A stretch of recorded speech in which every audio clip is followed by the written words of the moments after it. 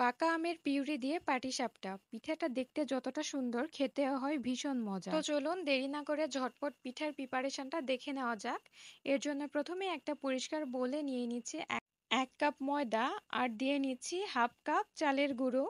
যদি কারো হাতের কাছে চালের গুঁড়ো না থাকে সেক্ষেত্রে সে সম্পূর্ণ পিঠাটা ময়দা দিয়েও করে নিতে পারে।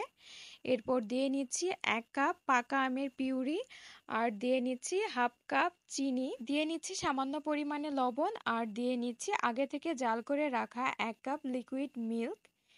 এরপর আমি সমস্ত উপকরণগুলোকে হ্যান্ড বিটার দিয়ে কিছুক্ষণ নেড়ে চেড়ে মিক্স করে নেব। তবে নাড়াচাড়া করার সময় যদি মনে হয় যে আরেকটু পানি দরকার সেক্ষেত্রে কেউ চাইলে এখানে এক্সট্রা একটু পানি অথবা লিকুইড মিল্কও অ্যাড করে নিতে পারেন। তো এভাবে একটু সময় নিয়ে সমস্ত উপকরণগুলোকে নেড়ে চেড়ে এরকম একটা থিকনেসের ব্যাটার তৈরি করে নেব। ব্যাটারটাকে কিন্তু একদম পাতলা করা যাবে না। তো কিছুক্ষণ ব্যাটারটাকে রেস্টে দিয়ে পিঠার বাকি প্রিপারেশনটাও আমি করে নিচ্ছি।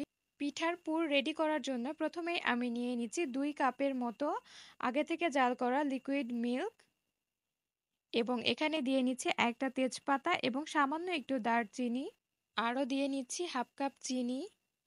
কেউ চাইলে চিনির স্বাদটাকে বাড়িয়ে বা কমিয়েও নিতে পারেন। এরপর আমি আরেকটু সময় নিয়ে নেড়েচেড়ে দুধটাকে জাল করে নিচ্ছি। আর দুধে বলক চলে আসলে দিয়ে নিচ্ছি হাফ কাপ সুজি।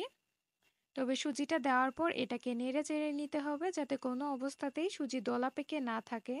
সুজিটা ফুটতে শুরু করলে নেড়েচেড়ে আবারও কিছুক্ষণ এটাকে আমি জাল করে নেব। এ পর্যায়ে কিন্তু সুজিটাকে আমি একদম শুকনো করে রান্না করে নিয়েছি। পাটিসাপটা বানানোর জন্য পুরটাকে কিন্তু অবশ্যই শুকনো করে নিতে হবে। তো আমার সুজিটা রান্না কিন্তু হয়ে গিয়েছে। এ পর্যায়ে কিন্তু আমি সুজিটাকে নামিয়ে নিচ্ছি। এরপর আগে থেকে রেডি করে রাখা পুরটাকে আমি ফ্রাই প্যানে দিয়ে নিচ্ছি।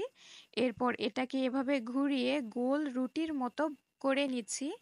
এরপর 30 থেকে 40 সেকেন্ড অপেক্ষা করছি এবং 30 থেকে 40 সেকেন্ড পর যে সুজির পুরটা রেডি করেছিলাম সেটা এই রুটির উপর দিয়ে নিচ্ছি এবং ছুলনির সাহায্যে পাটিসাপটার মতো করে এটাকে ফোল্ড করে নিচ্ছি এবং খুব সহজেই কিন্তু আমার একটা পাটিসাপটা রেডি হয়ে গিয়েছে।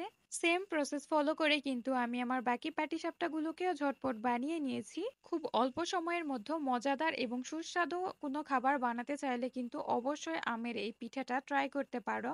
খুব অল্প সময়ের মধ্যে কিন্তু আমার প্রত্যেকটা পিঠা ঝটপট করে বানিয়ে নেওয়া হয়ে গিয়েছে। আর খুব অল্প উপকরণ দিয়ে কিন্তু বেশ অনেকগুলো পিঠা বানিয়ে নেওয়া যায়। আমের এই সিজনে আম খেতে যারা পছন্দ করো তারা অবশ্যই একবার হইলেও পিঠাটা ট্রাই করে দেখো, আশা করি ভীষণ ভালো লাগবে। আমের এই পাটিসাপটা পিঠাটা দেখতে যতটা সুন্দর খেতেও কিন্তু ভীষণ মজার আর সমস্ত উপকরণগুলো কিন্তু পুষ্টিগুণ সমৃদ্ধ। তো আশা করছি আমার আজকের এই নতুন এবং মজাদার রেসিপিটি আপনাদের সকলের কাছে ভালো লাগবে। যদি আমার আজকের ভিডিওটা ভালো লেগে থাকে তাহলে অবশ্যই ভিডিওটাতে লাইক করে দিবেন আর বেশি বেশি করে শেয়ার করে নেবেন। আল্লাহ হাফেজ।